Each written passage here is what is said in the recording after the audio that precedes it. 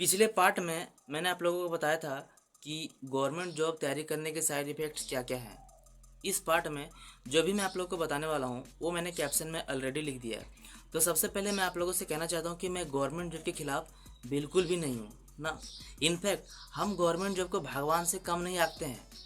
हमारा ऐसा मानना है कि गवर्नमेंट जॉब को पाना मतलब कि भगवान का दर्शन कर लेना है। इसीलिए हम गवर्नमेंट जॉब को लेके इतने एडिक्टेड, इतने पॉजिटिव और इतने ऑब्सेस्ड हैं कि अगर मरते समय भी अगर हमारी आखिरी इच्छा पूछी जाए कि क्या चाहिए, तो हमारे मुखार बिंद से एक ही आवाज़ आएगा, गवर्नमेंट जॉब, गवर्नमेंट जॉब।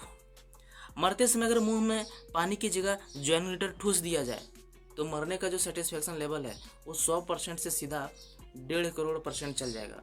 जी, इस लेवल का ऑब्सेशन है। फिर सवाल आता है कि आखिर क्यों क्यों ऐसा है? अभावों के कारण, कमियों के कारण। और ये अभाव कैसे आते हैं? ऑफकोर्स हमारे लक्षणों से आते हैं। और ये लक्षण कैसे बनते हैं? माहौल से बनते हैं। पर क्या है कि सारा अभाव एक तरफ और एक चीज़ का अभाव एक तरफ। ये एक चीज़ अगर आपके बच्चे में है तो आपका बच्चा कहीं भी रहे, धरती, आकाश, पाताल, लोक परलोक, कभी भूखा नहीं मरेगा। उस एक चीज़ का नाम है क्रिएटिविटी, जो कि आता है क्रिएटिव इंटेलिजेंस से, जिसके बारे में अब्दुल कलाम ने चीख चीख के कहा है कि यूथ में क्रिएटिविटी होना ही चाहिए। पर अफसोस अभी के जो यूथ हैं इनके अंदर जो क्रिएटिविटी का कीड़ा था वो घुट घुट के मर चुका है। ये जो यूथ हैं ये कॉपी पेस्ट पर जिंदा है।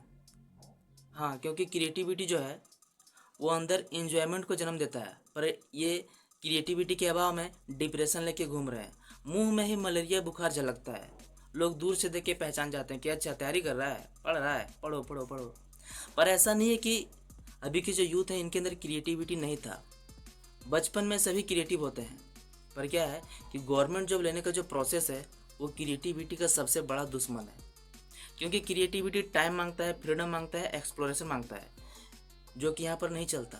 फ्रीडम अगर चाहिए तो सिलेक्शन भूल जाओ, टाइम लिमिटेड है और टॉपिक को आप एक्सप्लोर कर ही नहीं सकते, नहीं तो फिर सिलेक्शन भूल जाओ। और यही पैटर्न चलता है हमारे एकेडमिक एजुकेशन में, जहाँ पर लिमिटेड सिलेबस है, जिसको रट्टा मारो और फर्स्ट आ जाओ, टॉपर आ जाओ, जिसे देखकर कई बार गार्जियंस गदगद हो जाता है कि हमारा बच्चा बहुत ही तेज है।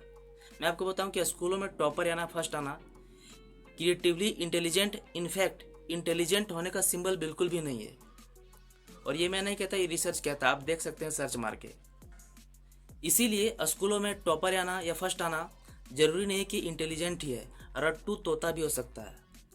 इसीलिए जितने भी पेरेंट्स हैं मैं उनसे यही कहना चाहूँगा कि अपने बच्चे के लिए ऐसा हैबिटेट रखिए, ऐसा हैबिटेट तैयार कीजिए जहाँ पर वो क्रिएटिवली सोच सकें, क्रिएटिविटी को अपना सकें।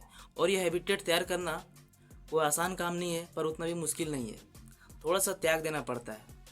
अगर मैं आपको एक रेखा चित्र दूँ तो मैं आपको बताऊँ कि हैबिटेट तैयार करने के लिए आपको सबसे पहले एक्स्ट्रा ऑर्डिनरी बच्चों की लाइफ को देखना पड़ता है। कंपैरिजन मतलब कि कुछ ऐसा नहीं कि शर्मा जी के लड़के से कंपेयर कर दिए, वर्मा जी के लड़के से कंपेयर कर दिए, इस तरह से नहीं चलेगा।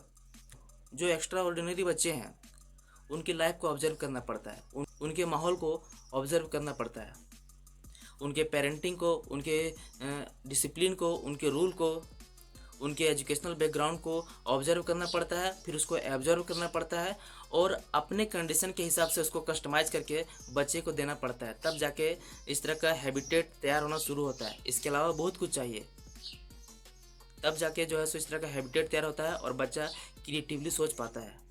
और जब वो क्रिएटिविटी की ओर आगे बढ़ेंगे तो सबसे पहला फ़ायदा ये होगा कि ये सवाल पूछना शुरू करेंगे। अभी आप गांव कस्बों में जाके देखिए, वहाँ का हाल ऐसा है कि ये बच्चे ज़िंदगी भर में एक ढंग का सवाल नहीं पूछते हैं। इनको पढ़ाना जो है सो इतना आसान है कि इनको कोई गोरखवा भी पढ़ा सकता है, जो चरवाहा होता है वो भी पढ़ा सकता है।